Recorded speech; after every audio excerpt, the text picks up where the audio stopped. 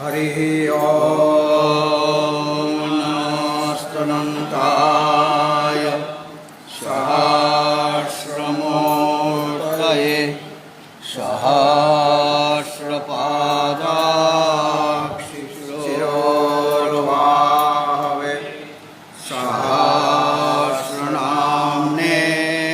पुरुषाय शाश्वते सहस्रकोटि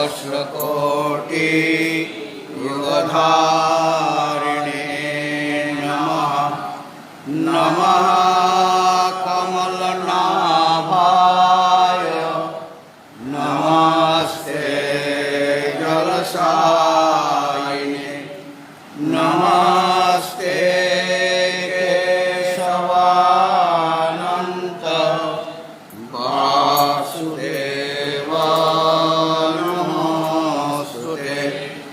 वासनादिवासुदेवस्य वासितं भुवनत्रयं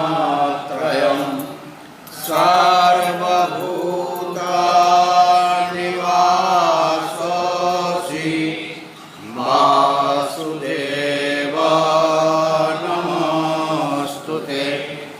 शङ्करं शङ्कराचार्यं केशवं बादरायणं सूत्रभाष्यकृतौ वन्दे भगवन्तौ पुनः पुनः। ईश्वरो गुरुरात्मेति मूर्तिभेदविभागिने व्योमवद्व्याप्तदेहाय दक्षिणामूर्तये नमः। ॐ शान्ति शान्ति शान्ति। ॐ नमो नारायणाय। ॐ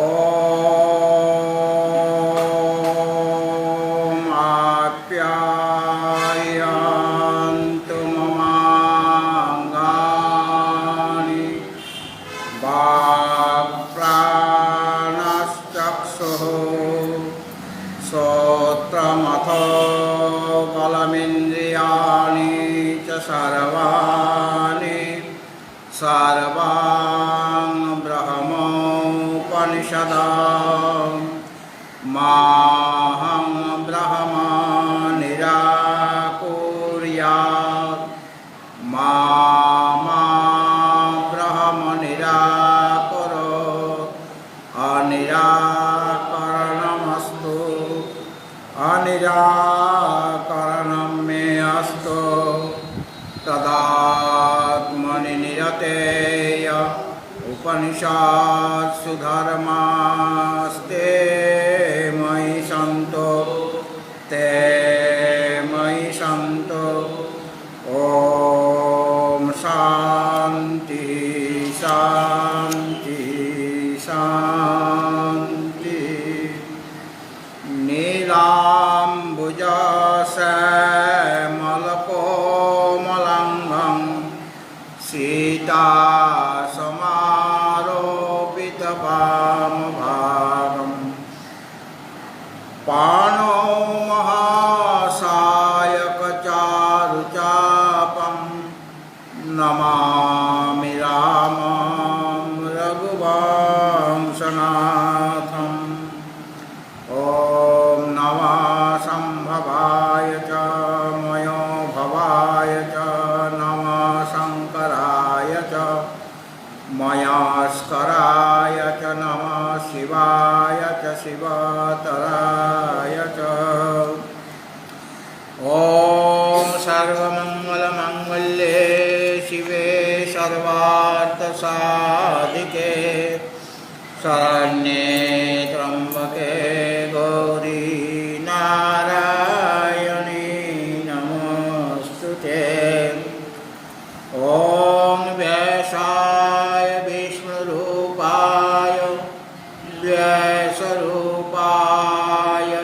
विष्णवे नमो वै ब्रह्मविधये वसिष्ठाय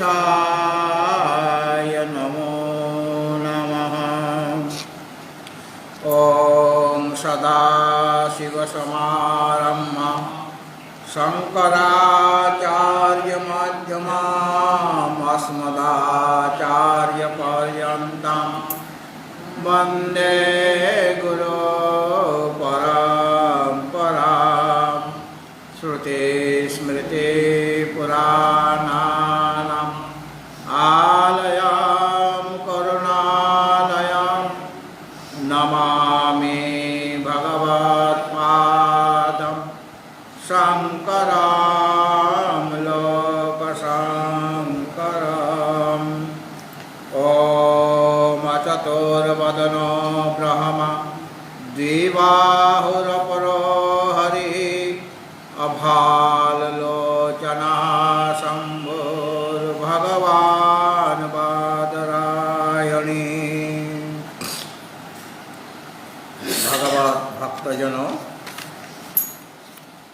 आज हिंदी में ही प्रवचन होगा क्योंकि हिंदी भाषी है और जो बंगभाषी है वो भी हिंदी समझ पाएंगे, ऐसा मेरा विश्वास है। चातुर्मास्य व्रतोत्सव उपलक्ष्य में 2 महीना व्यापी गीता जी के ऊपर प्रवचन चल रहा है, कथा चल रही है।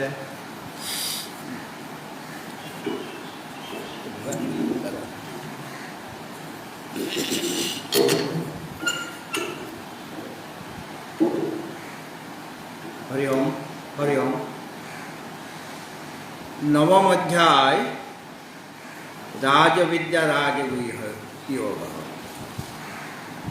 हम पहले ही इस अध्याय का 22 से 28 ये 7 श्लोकों का संयत रूप से पाठ करेंगे। पहले मैं बताऊंगा, फिर आप सभी पाठ करें। ओम नमो भगवते वासुदेवाय। ओम नमो भगवते वासुदेवाय। अथ श्रीमद्भगवद्गीता प्रारभ्यते।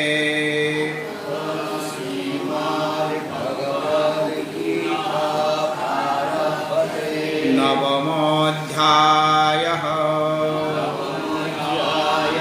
राजविद्या राजगुह्ययोगः।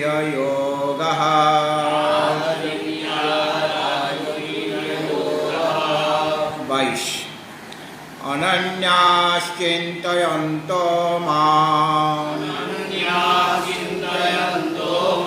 ये जनाः पर्युपासते तेषां नित्याभियुक्तानां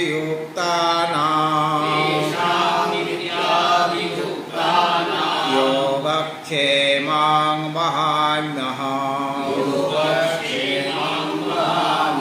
ये अपन्या देवता भक्ता यजन्ते श्रद्धयान्वितः तेऽपि मामेव कौन्तेय यजन्त्या विधिपूर्वकम्। अहं हि सर्वयज्ञानां भोक्ता च प्रभुरेव च। न तो मामभिजानन्ति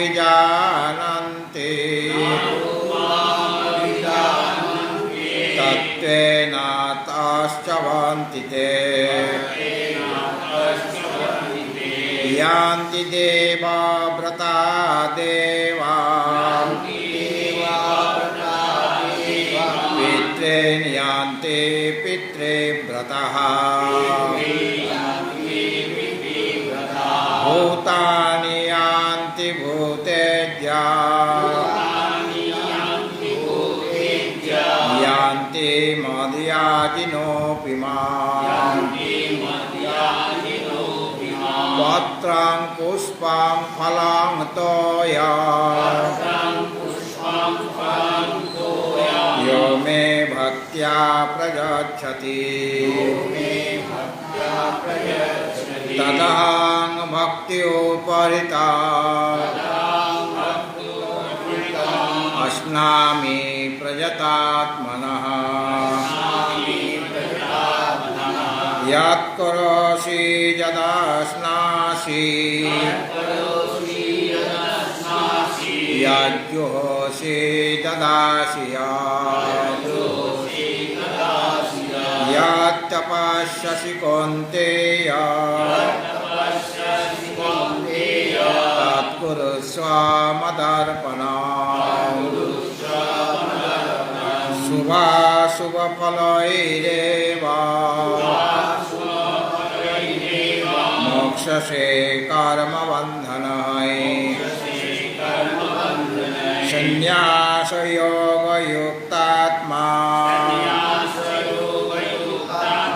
विमुक्तो मामुपश्यसि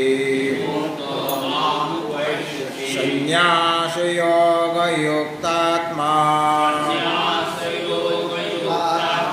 विमुक्तो मामुपश्यसि।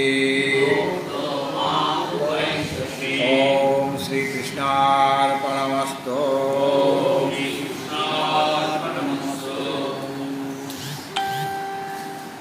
नवम अध्याय का पहला श्लोक का आलोचना हो गया है। द्वितीय संख्यक जो श्लोक है उस श्लोक का आलोचना का हुआ था, आज भी होगा। पहले कहा गया था 1 नंबर श्लोक में इदं तो ते गुह्यतमं प्रवक्ष्याम्यनसूयवे ज्ञानं विज्ञानसहितं यज्ञत्वा मोक्षसे शुभात्। ये जो ज्ञान है, जो गोपनीयतम है और विज्ञान सहित माने अनुभव युक्त जो ज्ञान, जो ज्ञान प्रत्यक्ष प्रवक्ष्यामि ते प्रवक्ष्यामि, अहम मैं तुमको प्रकृष्ट रूप से बताऊंगा, उपदेश करूंगा, क्योंकि तुम अनसूयवे, तुम में कोई असूया नहीं है, गुण में आप दोष दृष्टि नहीं रखते हैं, और काम क्रोधादि जो ऋतु है वो भी आप में नहीं है, इसलिए आपको बताया जा रहा है। तो इस ज्ञान को जानने से क्या फायदा है, लाभ क्या है कि यज् ज्ञात्वा मोक्षसे अशुभात्, जिनको जान करके, जिस ज्ञान को प्राप्त करके अशुभ संसार बंधन से तुम मुक्त हो जाओगे। इस प्रकार से पहला श्लोक में कहा गया। तो ये जो ज्ञान, जिस ज्ञान को प्राप्त करने से अशुभ संसार बंधन से मुक्ति हो सकती है, अर्थात अपना जो स्वरूप है सच्चित आनंद स्वरूप, इस स्वरूप में आप प्रतिष्ठित हो जाओगे। संसार में जो जितने प्रकार के दुखों का समूह है वो दुख मिट जाएगा, केवल आनंद ही आनंद आप प्राप्त करोगे। इसलिए इस ज्ञान को प्राप्त करने के लिए आग्रह बढ़ाने के लिए, आग्रह जिससे अर्जुन में आ जाए, ज्ञान को प्राप्त करने के लिए तत्परता आ जाए, इसलिए ज्ञान का फिर से पुनः प्रशंसा किया जा रहा है, स्तुति किया जा रहा है। क्या स्तुति? देखिए दूसरा संख्यक श्लोक फिर आप भी बोलना बाद में, राज विद्या राजगुह्या पवित्रामिदमोत्तमा प्रत्यक्षावगमां धर्म्या सुसुखां कर्तुमाप्ययाम्। इदम आत्मतत्व ज्ञानम, ये जो आत्मतत्व ज्ञान है, ब्रह्म विद्या है। वो विद्या किस प्रकार है कि राज विद्या और राजगुह्यम और उत्तमम, फिर विशेषण दिया जा रहा है। ये आत्मज्ञान पहले गोप्यतमम कहा गया है और विज्ञान सहितम कहा गया था। फिर दूसरी प्रकार से स्तुति किया जा रहा है कि ये जो आत्मविद्या है, ब्रह्म विद्या, ये राज विद्या, राजगुह्य, ये विशेषण है और उत्तमम है, पवित्रम है और प्रत्यक्षावगमम है, ये आलोचना किया जाएगा। और धर्म्यम कर्तुम सुसुखम और अव्ययम च, ये सब विशेषण है। देखिए धीरे धीरे, इदम माने ये जो ब्रह्म विद्या है, इदम माने पहला श्लोक में जो कुछ कहा गया, जज ज्ञात्वा मोक्षसे पशुभा, इदम तु ते गुह्यतमं, गुह्यतमो जो है, और इदम तु ते गुह्यतमं और प्रवक्ष्याम्य न श्रूयमे ज्ञानम विज्ञान सहितम यज्ञत्वा मोक्षसे शुभात्। तो ये जो आत्मविद्या या ब्रह्म विद्या, जिस विद्या को श्री भगवान उपदेश करेंगे, उस विद्या को लाभ करने के लिए जिससे साधकों में, साधक का हृदय में प्रवृत्ति जागृत हो जाए, इसलिए स्तुति किया जा रहा है कि इदम माने ये जो ब्रह्म विद्या है, ये विद्या किस प्रकार है कि राज विद्या, ये विद्या, ये तो विद्या है ब्रह्म विद्या के, लेकिन ये विद्या राज विद्या है, विद्यानंग राजा। जितने प्रकार के विद्या है, सभी विद्याओं से ये राजा माने श्रेष्ठ है, उत्तम है। अतः इससे उत्तम विद्या और है ही नहीं। जितने प्रकार के विद्या है, शास्त्रीय जितने प्रकार की विद्या है, जैसे ज्योतिष है, चिकित्सा शास्त्र है और शिल्प कर्म है, ये भी विद्या है। और शास्त्र में नाना प्रकार के विद्या के बारे में कहा गया है। तो जितने प्रकार के विद्या है, सबसे राजा, विद्या में राजा माने श्रेष्ठ है, उत्तम क्या है कि ब्रह्म विद्या। राजते प्रकाशते इति राजा, जो राजा किसको कहा जाता है? जो राजते माने प्रकाशते इति राजा, जो राजते माने प्रकाशते, प्रकाशित होता है, दीप्तिमान हो जाते हैं, वो राजा है। ब्रह्म विद्या या तो आत्मज्ञान सभी विद्याओं में राजा है, श्रेष्ठ है। उस मतलब देखिए, कोई बहुत सारे युवक व्यक्ति बैठे हुए हैं कोई समावेश में, वहाँ पर कोई राजा, उस देश का राजा अगर बैठ जाए कोई सिंहासन में, तो जितने भी युवक वहाँ पर बैठे हुए हैं, कौन प्रकाशित हो जाएगा? सबको कौन दिखेगा? राजा को दिखेगा। राजा उज्ज्वल है, दीप्तिमान है, उस प्रकार का अलंकार है, सिंहासन है, मस्तक में ओ मुकुट है, राज मुकुट है।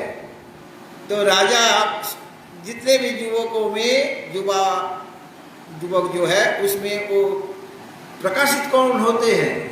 जो राजा है।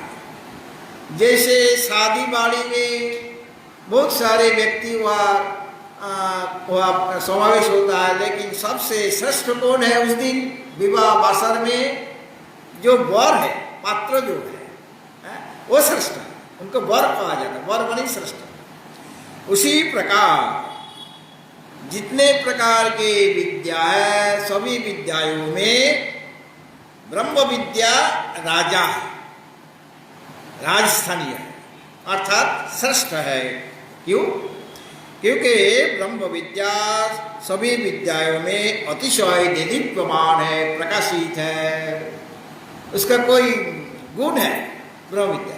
क्योंकि दूसरा जो विद्या है सो उस विद्या का जो फल है वो फल क्षयशील है, विनाशील है, लेकिन ब्रह्म विद्या का जो फल है वो तो अव्यय है और संसार बंधन से आपको मुक्त कर देगा।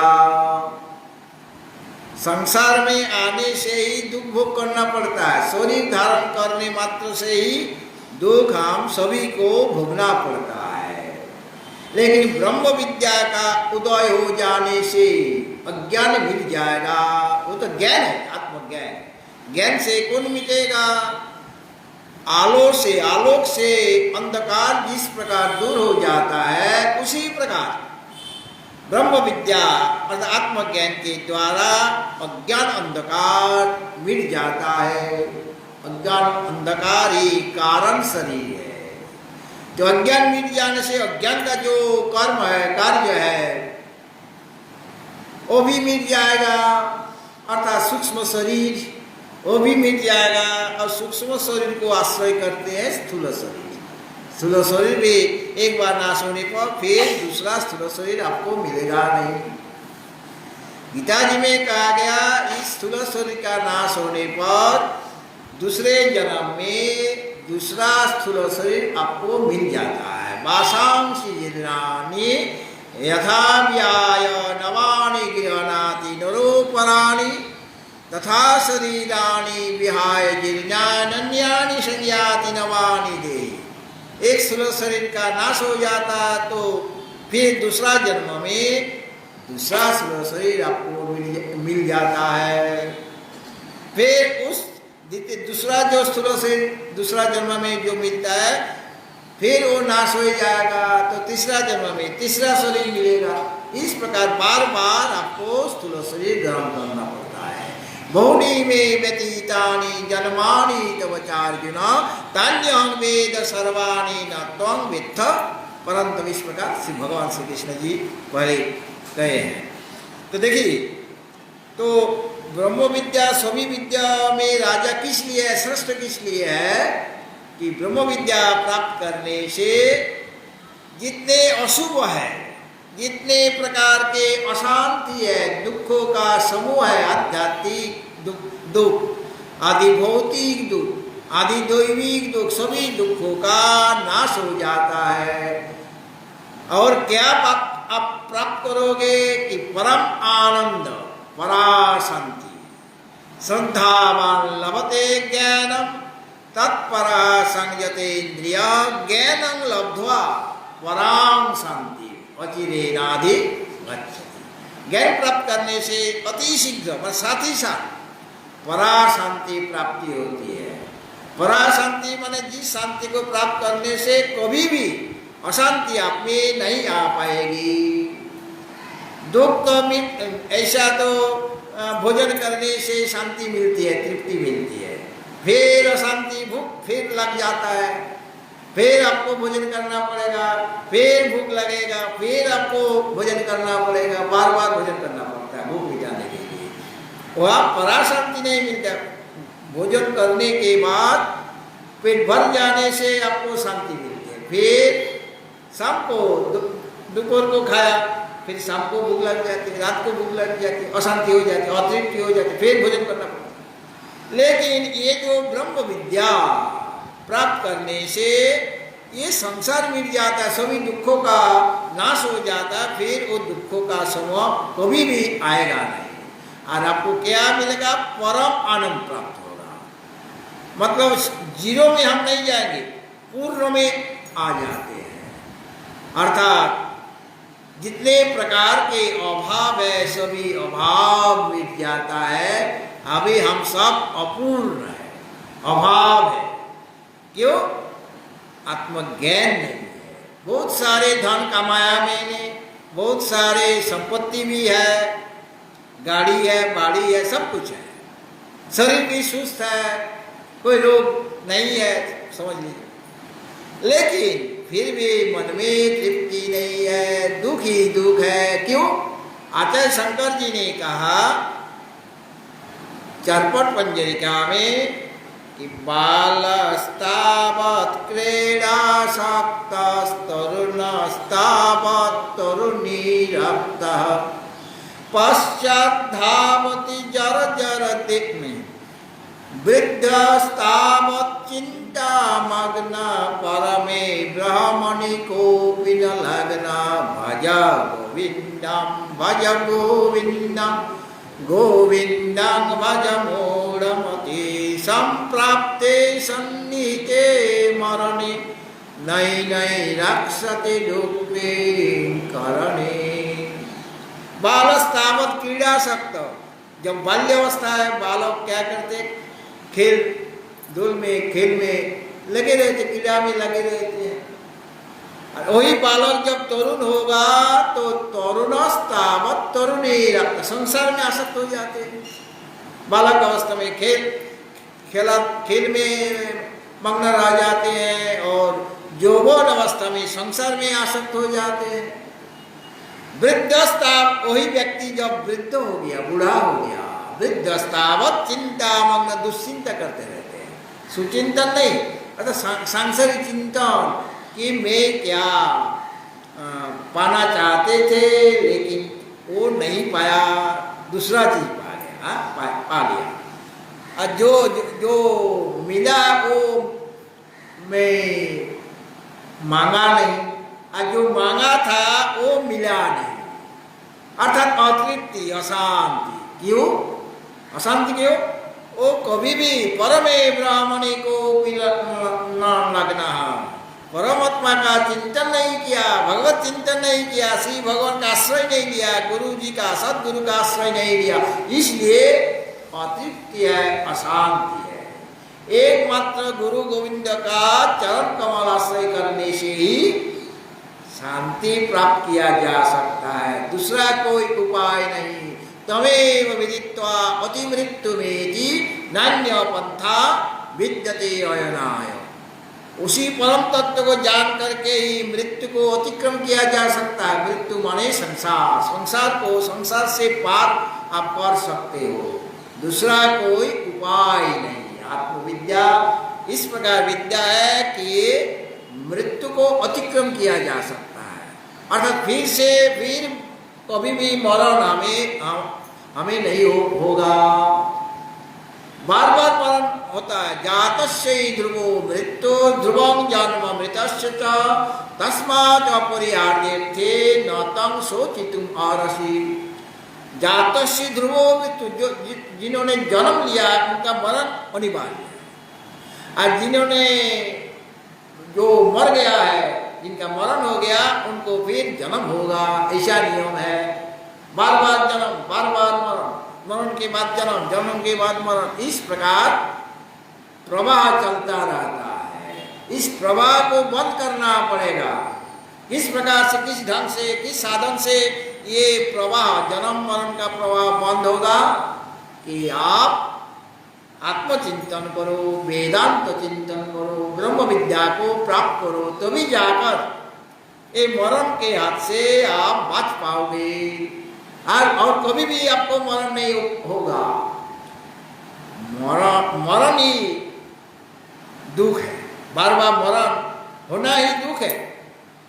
एक बार मरण हुआ तो मरण से आप नहीं बच पाओगे, मुक्ति नहीं मिलेगी, मरणात मुक्ति नहीं होता है। क्या होगा कि मरण के बाद फिर मरण, फिर मरण। तो ये जो प्रवाह को बंद करने के लिए क्या चाहिए? ब्रह्म विद्या। इसलिए सभी विद्याओं में ब्रह्म विद्या राजा है, श्रेष्ठ है, दीप्यमान है। क्योंकि ये राजा क्यों है? राजते प्रकाशते इति राजा। राजा माने श्रेष्ठ। क्यों श्रेष्ठ?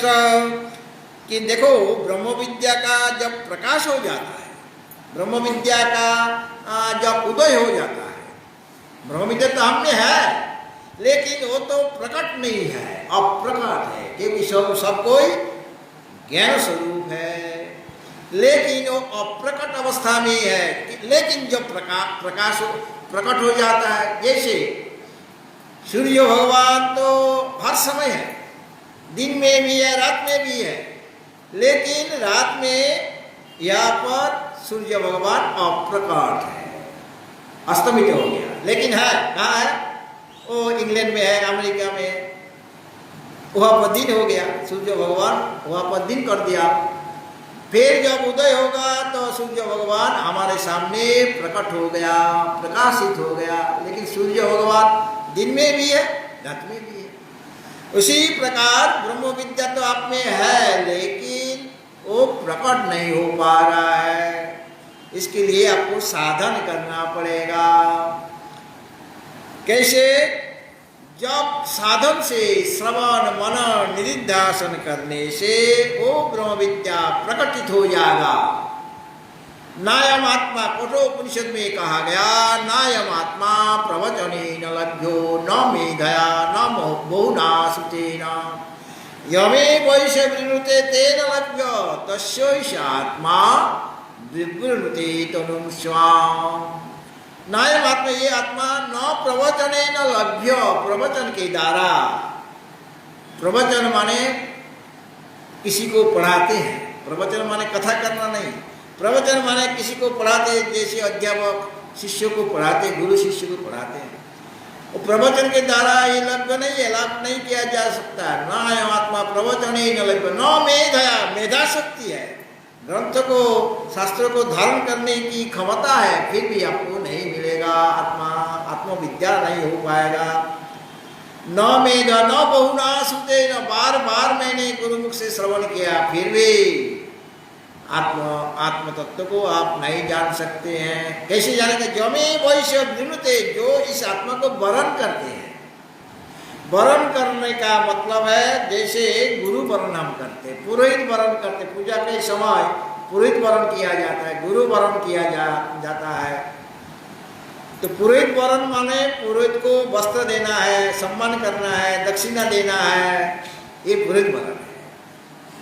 और पुरोहित वरण करने के लिए आपको 1 महीने 2 महीने के पहले बोल के रखना पड़ेगा, बुकिंग करना पड़ेगा, तब जाकर उस तारीख में, उस तिथि में वो पुरोहित आपको प्राप्त होगा। नहीं तो वो पुरोहित तो दूसरा जगह पर बुकिंग हो जाएगा।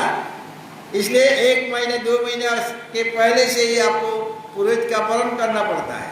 अर्थात पुरोहित मुझे चाहिए, उसी पुरोहित को मुझे चाहिए। जैसे यहाँ दुर्गा पूजा होती है तो कौन पूजन करेंगे, उनको 6 महीने पहले से बता दिया जाता है, इस प्रकार पूजन होगा, आपको आना पड़ेगा। और प्रतिमा को वरण करना है, प्रतिमा को ऑर्डर देना है, तब जाकर 6 तारीख में आपको मिलेगा, नहीं तो नहीं मिल पाएगा। उसी प्रकार जो आत्मतत्व को वरण करते हैं, अर्थात आत्मतत्व को पाने के लिए, प्राप्त करने के लिए मन में व्याकुलता है, उद्ग्रीवता है, मुझे प्राप्त करना ही है। और प्राप्त करने के लिए वो जो श्रवण मनन निधिध्यासन करते हैं, भागवत में नवदा भक्ति कहा गया है। श्रवणम कीर्तनं विष्णु स्मरणं पाद सेवनम अर्चनं वंदनं दास्यं सख्यम आत्मनिवेदनम। इस पर 9 प्रकार का, नवधा 9 प्रकार का भक्ति, भगवान को जो भजन करना है, सेवा करना है, 9 प्रकार से किया जा सकता है। उसी प्रकार वेदांत में कहा गया, वहाँ पर भी भक्ति है, लेकिन भक्ति किसको कहा जाता है वेदांत में? स्वस्वरूप अनुसंधान भक्ति रीति अभिधीयते। अपना स्वरूप को अनुसंधान करना, खोज करना, रिसर्च करना, अन्वेषण करना ही भक्ति है। और वो भक्ति के द्वारा आत्मचिंतन करना है, और गुरुमुख से श्रवण मनन निधिध्यासन, इस प्रकार साधन अवलंबन करने से इसी को आत्मवरण कहा जाता है। ये आत्मवरण करने से, आत्मा को प्राप्त करने के लिए मन में व्याकुलता अर्थात तीव्र मोक्षेच्छा जागने से वो आत्मा आपके सामने अपना स्वरूप को प्रकट कर देते हैं। वो तो है ही है अपना हृदय में। ईश्वर सर्वभूतानां हृदयेषु तिष्ठति भ्रामयन सर्वभूतानि यंत्रारूढ़ानि माया। ईश्वर श्री भगवान सभी प्राणियों के हृदय में विराजित है सर्वदा। सभी प्राणी में जितने प्रकार के प्राणी, केवल मनुष्य में नहीं, सभी प्रकार के प्राणियों के हृदय में विराजित है। उसी प्रकार आत्म तत्व सर्वव्यापक है। बोम व्यक्त देहाय दक्षिणा मूर्तयेन। बोम माने आकाश, आसमान। तो आकाश के समान वो सर्वव्यापक है। कौन? आत्मा या ब्रह्म या कहिए परमात्मा श्री भगवान। तो वो व्यापक होने के नाते सभी के हृदय में है, लेकिन अव्यक्त अवस्था में है, अप्रकट अवस्था में है। लेकिन जब कोई व्यक्ति, कोई साधक आत्मवरण करेंगे, अर्थात आत्मा को प्राप्त करने के लिए तल्लीन हो जाते हैं, सद्गुरु को आश्रय करते हैं, सद्गुरु का सेवा तद्विधि प्रणिपातेन परिप्रश्नेन सेवया उपदेक्षन्ति ज्ञानम ज्ञानिनस्तत्त्वदर्शिनः। इस प्रकार से आत्मवरण करने से वो जो आत्म तत्व प्रकट हो जाते हैं, और प्रकट होने, प्रकट में प्रकाश हो जाते हैं, इसलिए राजा है। उज्जवल जैसे उज्जवलतम हो जाते, अतः अपना हृदय में वो तो अप्रकट था, अभी प्रकट हो गया। इसलिए वो क्या करते? प्रकाश हो जाने से, अतः ब्रह्म विद्या, ब्रह्म तत्व, आत्म तत्व प्रकाश होने से, प्रकट होने से क्या फल है? ये मूल सहित, मूल माने अज्ञान। इस संसार का मूल क्या है? जड़ क्या है? अज्ञान, अविद्या, माया कही है, प्रकृति कही, बहुत सारे नाम, अव्यक्त कही। माया को अव्यक्त भी कहा जाता है, माया को प्रकृति भी कहा जाता है, अज्ञान भी कहा जाता है, अविद्या भी कहा जाता है। ये जो मूल, इस संसार का मूल क्या है? अज्ञान या अविद्या। और अज्ञान का कार्य ये संपूर्ण जगह, विश्व प्रपंच, विश्व प्रपंच कितने बड़े हैं। केवल ये जो पृथ्वी, ये केवल विश्व है, ये केवल विश्व नहीं है, ये तो एक ब्रह्मांड में 14 भुवन है। भूर्भुवः स्वः महा जना तपा सत्यम। भू के ऊपर 6 लोग है, मोट कुल 7 हो गया। फिर नीचे अतल, वितल, सुतल, रसातल, तलातल, महातल, पाताल। तो एक ब्रह्मांड में 14 भुवन है। इस प्रकार ब्रह्मांड कितने हैं? अनंत है। तो भुवन कितना है? 14 इंटू अनंत, infinity is equal to infinity. अनंत जगत प्रपंच है, सब कुछ हमें दिखाई नहीं पड़ता है।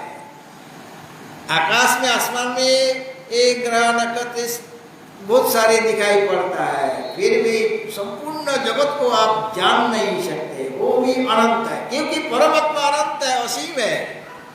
और उसी से जगत प्रपंच का सृष्टि होती है, अज्ञान से। इसलिए विश्व प्रपंच या जगत प्रपंच भी अनंत असीम है। ओ कहा, जैसे अर्जुन भगवान का विश्व रूप देख रहे हैं, तो देखने के समय वह आदि का है, मध्य का है, अंत का है, विश्व रूप का वो पता नहीं चलता है। उसी प्रकार संसार का आदि क्या है, अंत क्या है, बीच का है, मध्य स्थान क्या है, ये भी पता नहीं चलता है, क्योंकि परमात्मा से तस्मात् वा नहीं, यतो वा इमानि भूतानि जायन्ति येन जातानि जीवन्ति यत् प्रयन्ति अविशं विशन्ति तद् विजिज्ञासस्स तद् ब्रह्म। जिससे इमानि भूतानि जायन्ति, जितने भी प्राणियां हैं, वो प्राणियां की सृष्टि जहाँ से होती है, जन्म जहाँ से होती है। येन जातानि जीवन, जिनको आश्रय करके प्राणीगण जीवित रहते हैं, और एक दिन प्राणीगण उसी में लय प्राप्त करते हैं। वही परमात्मा है, वही ब्रह्म है। वो ब्रह्म का स्वरूप क्या है? उपनिषद में कहा गया, आनंदात् खलु इमानि भूतानि जायन्ते आनंदेन जातानि जीवन्ति आनंदं प्रयन्ति विशं विशं। आनंद से ही प्राणियों की उत्पत्ति होती है, और आनंद को प्राप्त करके ही प्राणीगण जीवित है। संसार में, अपना जीवन में अगर आनंद ना रहे, सुख ना रहे, तो किसी को जीवित रहना बहुत मुश्किल हो जाता है, वो तो पागल हो जाएगा। जीवन में एक पागल का भी सुख है, आनंद है, एक जो अज्ञ व्यक्ति है उनका भी सुख है, धनी व्यक्ति का भी जैसे सुख है, एक दरिद्र व्यक्ति गरीब व्यक्ति है उनका भी सुख है। सुख के बिना कोई भी संसार में जीवित नहीं रह सकता है, वो सुख ही परमात्मा है, सुख को ही आनंद कहा जाता है। इसलिए आनंद के द्वारा ही प्राणीगण जीवित रहता है और एक समय आनंद में ही लीन हो जाता है। इसलिए वो जो आनंद स्वरूप जो परमात्मा है, परमात्मा को अधिष्ठान करके अज्ञान के द्वारा ही ये जगत प्रपंच की सृष्टि हुई है। अनादिकाल से कब हुआ है ये तो कोई बता नहीं सकते, ये अनादि है। जैसे परमात्मा अनादि है उसी प्रकार संसार भी अनादि है। जैसे परमात्मा पूर्ण है उसी प्रकार संसार भी पूर्ण है। जैसे परमात्मा आनंद स्वरूप है उसी प्रकार संसार से हमें आनंद भी मिलता है, दुख भी जैसे मिलता है उसी प्रकार संसार से ही आनंद मिलता है। लेकिन वो आनंद कहाँ से आता है? शब्द स्पर्श रूप द्वंद्व में जो आनंद हमें प्राप्त होता है वो आनंद वो विषय का अपना नहीं है, स्वयं का नहीं है। कहाँ से आया? वो तो सूर्य भगवान का आकाश में है, लेकिन वो सरोवर में भी दिखाई पड़ता है, जलाशय में दिखाई पड़ता है, लेकिन वो क्या सच है? सत्य है? वो तो आ रहे हैं, वो तो आकाश में जो सूर्य उनका ही प्रतिबिंब है। उसी प्रकार आनंद स्वरूप परमात्मा का प्रतिबिंब कहाँ पर पड़ा? विषयों में। तस्यैव एतस्य अन्यानि भूतानि मात्राम उपजीवन्ति। वो जो परमात्मा आनंद स्वरूप परमात्मा का ही प्रतिबिंब विषय में पड़ा है, विषय में आया, प्रतिबिंब पड़ा। इसलिए विषय को भोग करके आनंद मिलता है। विषय को प्राप्त करने के लिए हम कोशिश करते हैं, लेकिन वो विषय का आनंद नहीं। जैसे कुत्ता हड्डी सूखना जो ड्राई जो हड्डी है उनको चिबाता है कुत्ता, लेकिन वो हड्डी में ड्राई जो हड्डी उसमें खून है, उसमें कोई मांस है नहीं है, फिर भी वो कुत्ता बहुत प्रेम से वो चिबाता रहता है। चबाते चबाते उनका अपना जो मुख कट जाता है उस हड्डी से और खून निकल आता है। वो समझ लेता है कि खून तो हड्डी से आ रहा है, इसलिए प्रेम से वो हड्डी को चबाता रहता है। उसी प्रकार हम समझते हैं कि विषय में आनंद है, लेकिन उस आनंद अपने में है, अपने में वो आनंद है। हमें सत स्वरूपता भी है, आनंद स्वरूपता भी है, ज्ञान स्वरूपता भी है। तो आनंद कोई बाहर से नहीं आता है। धन में आनंद नहीं है, संपत्ति में आनंद नहीं है, वो आत्मीय स्वजन प्रियजन में आनंद नहीं है। मुझे लगता है कि प्रिय व्यक्ति का दर्शन हुआ, मुझे खूब आनंद आया। ओ मुझे अपना मकान नहीं था, मैंने फ्लैट खरीद कर लिया, बहुत आनंद आ रहा है। पहले भोजन ठीक से नहीं मिल रहा था, अभी ठीक से भोजन मिल रहा है। मैं सोचता हूँ कि भोजन करने से मुझे आनंद मिलता है, लेकिन भोजन में, संपत्ति में, धन में कोई भी आनंद नहीं है। इसलिए कठोपनिषद में नचिकेता जी कहते हैं कि न वित्ते न तर्पणियो मनुष्य। कोई भी मनुष्य वित्त के द्वारा, धन संपत्ति के द्वारा तृप्त नहीं होती है। वित्त के द्वारा, संपत्ति के द्वारा या तो सांसारिक वस्तु के द्वारा कोई भी व्यक्ति तृप्त नहीं हो सकता है। इस अभाव नहीं मिटेगा। किससे अभाव मिटेगा? वो आत्मतत्व को प्राप्त करने से, आत्मतत्व प्रकाशित हो जाने पर ही अभाव मिट जाएगा, आप पूर्ण हो जाओगे, आप परम आनंद प्राप्त करोगे। इसलिए सभी ये जो ब्रह्म विद्या है, ये मूल जो अविद्या है, मूल सहित अतः अविद्या सहित जितने भी जगत प्रपंच है, वो जगत प्रपंच को नाश कर देता है, मिटा देता है।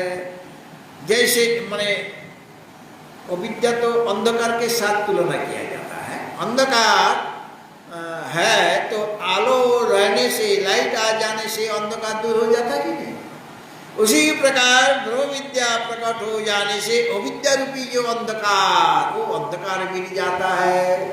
और अंधकार अविद्या मिट जाने पर अविद्या से जो संसार उत्पन्न हुआ था, विश्व प्रपंच उत्पन्न हुआ था अज्ञान के कारण, वो भी मिट जाएगा।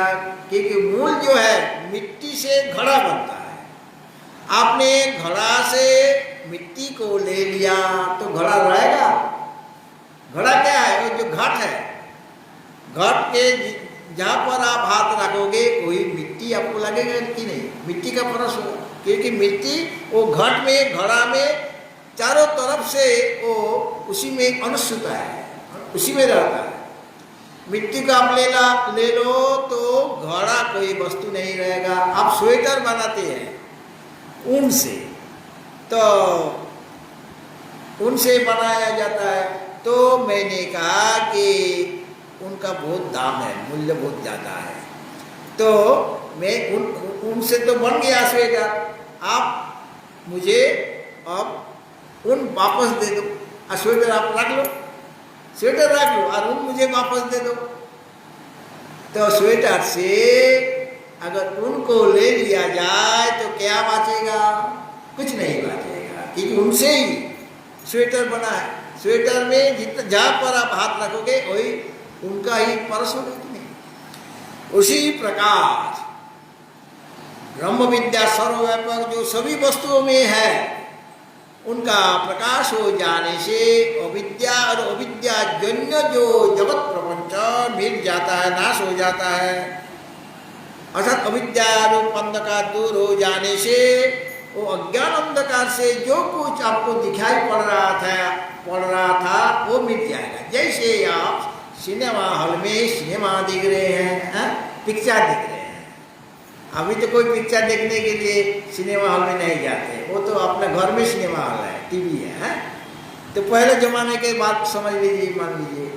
तो जब आपने सिनेमा हॉल में प्रवेश किया, एंट्री लिया, तब लाइट जल रहा था। सामने क्या देखा? एक व्हाइट पर्दा देखा, सफेद पर्दा, एक वस्त्रखंड है, वहीं पर आपको पिक्चर दिखाई पड़ेगा। लेकिन अभी पिक्चर नहीं दिखाई पड़ रहा है, अभी तो लाइट है। क्या देख रहे हैं? वो सफेद जो वस्त्रखंड को आप देख रहे हैं, दूसरा कोई वस्तु देख नहीं देखते। लेकिन घंटा लग गया, सब प्रवेश हो गया, मतलब जितने भी दर्शक है सबका एंट्री हो गया। अब समय हो गया पिक्चर दिखाने के लिए। तो पिक्चर दिखाने के लिए पहले क्या किया जाता? जितने भी लाइट था, जिस लाइट के कारण पर्दा को दिखाई पड़ रहा था, वो लाइट को ऑफ कर दिया, अंधकार हो गया, अंधार हो गया। तो हम नया देखने के लिए गया सिनेमा हॉल में। मैंने कहा कि देखो इतना रुपया देकर और मैंने सिनेमा हॉल में प्रवेश किया, एंट्री लिया, तो आपने तो अंधार कर दिया, सभी लाइट को बंद कर दिया, कैसे देखेंगे? देखने के लिए तो लाइट चाहिए, लाइट तो आपने ऑफ कर दिया। चिल्लाने लगा। तो दूसरा व्यक्ति कहा, अरे महाराज जी, ये तो अंधकार में दिखाई पड़ता है, लाइट में नहीं दिखाई पड़ेगा। तो लाइट में तो पर्दा है, और अंधकार हो जाने से आप वहाँ पर माने प्रतिक्षेप करेगा, माने आवरण और विक्षेप अंदर से। वो जो पहले जो फिल्म है ना, गोल गोल घूमता रहता है फिल्म, वो बहुत जोर से घूमेगा और लाइट के कारण उसमें पर्दा में पड़ेगा। एक लाइट के अंदर जाकर पर्दा में जाएगा। पर्दा तो अंधकार था, पर्दा को दिखाई नहीं पड़ रहा था, अंधकार कर दिया। अभी उस पर्दा में आप क्या देख रहे हैं?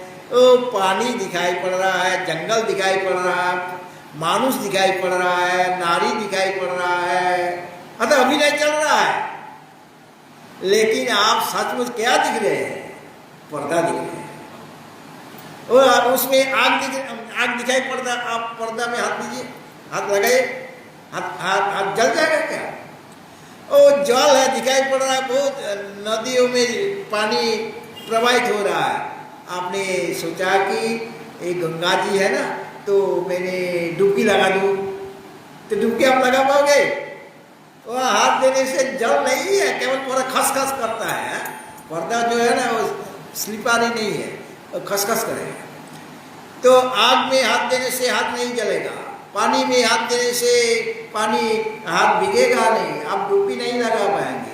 कोई व्यक्ति कोई नायिका है, उनको आप टच करने के लिए कोशिश करते हैं तो टच नहीं होगा, वो पर्दा का आपका टच होगा। तो इतना समय तक जितने 3 घंटा तक सिनेमा चला, पिक्चर चला, तो आपने क्या देखा है? पर्दा दिख रहे थे, लेकिन अज्ञान के कारण अंधकार कर दिया।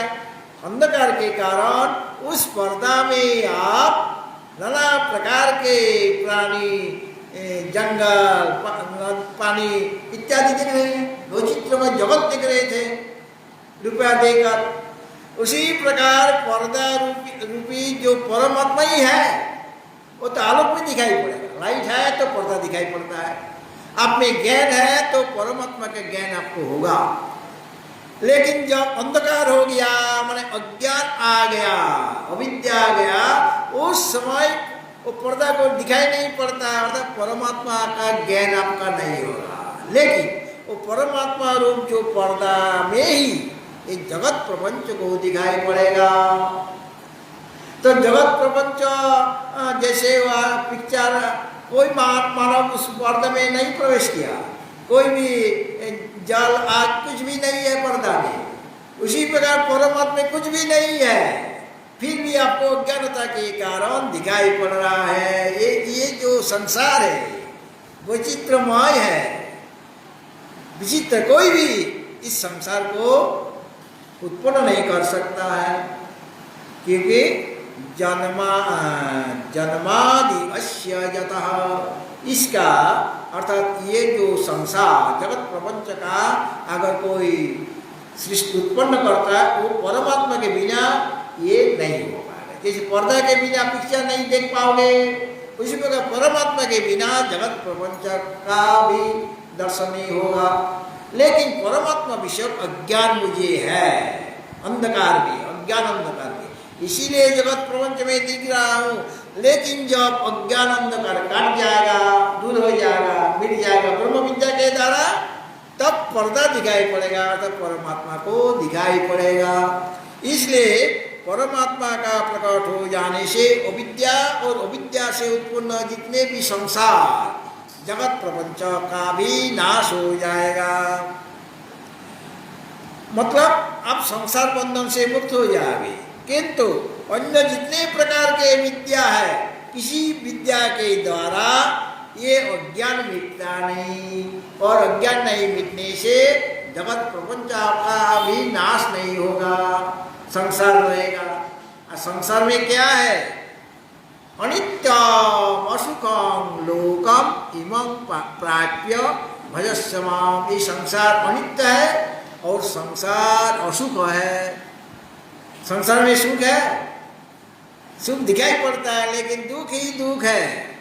और संसार अनित्य भी है, इनका स्वरूप कब मिल जाएगा कोई किसी को पता नहीं है, कौन वस्तु कितना दिन रहेगा ये भी किसी को पता नहीं है।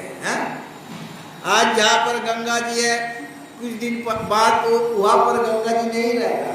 समुद्र भी वो अपना स्थान बदलता रहता है, पहाड़ पर्वत भी अपना स्थान बदलता रहता है, और जितने भी प्राणी है सभी का जन्म है, मरण है, अर्थात नाश हो जाता है।